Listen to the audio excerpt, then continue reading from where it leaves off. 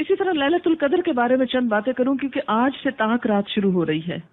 آج 21ویں رات ہے انشاءاللہ تعالی، تو ہو سکتا ہے آج ہو یا 23ویں یا 25ویں 27ویں 29ویں سے کوئی ایک رات لیلۃ القدر ہو سکتی ہے.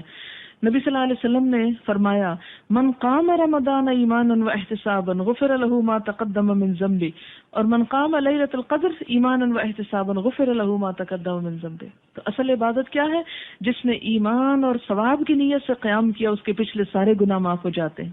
تو اس میں اصل چیز ہے نوافل پڑھنا، قیام کرنا، لیکن اس کے علاوہ کوئی اور ذکر، وظیفہ، قرآن ترجمے سے پڑھنا یا کوئی اور چیز جو بھی نیکی کا کام ہو وہ آپ کر سکتے ہیں. لیلۃ القدر کی سعادت سے محروم رہنے والا بہت بد نصیب ہے.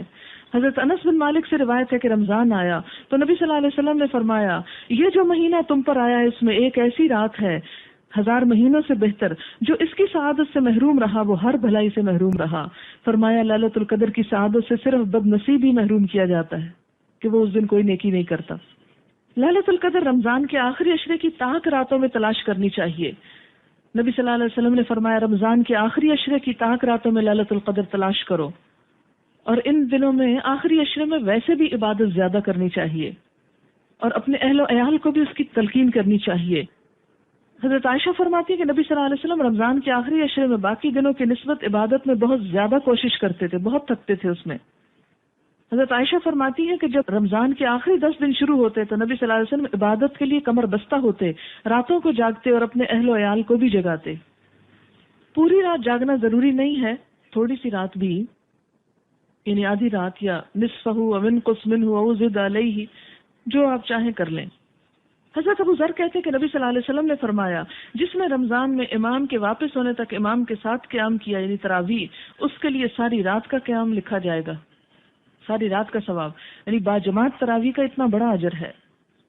حضرت عثمان بن عفان کہتے ہیں میں نے نبی صلی اللہ علیہ وسلم کو فرماتے ہوئے سنا جس نے عشاء کی نماز باجماعت ادا کی اس نے گویا نصف رات قیام کیا، جس نے نماز عشاء باجماعت ادا کرنے کے بعد صبح کی نماز بھی باجماعت ادا کی اس نے گویا ساری رات قیام کیا.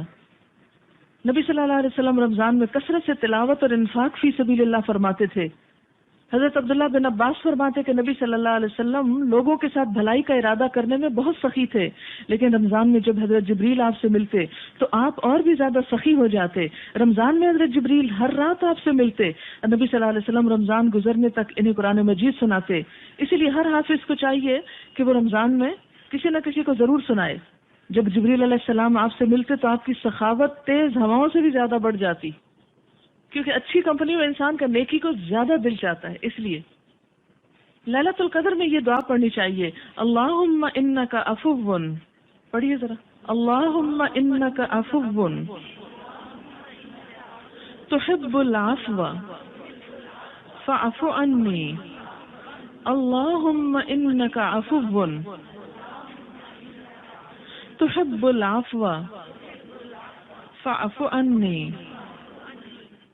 اگر سب گھر والوں کے لیے کہنا چاہیں تو فاعف عنا بھی کہہ سکتے ہیں.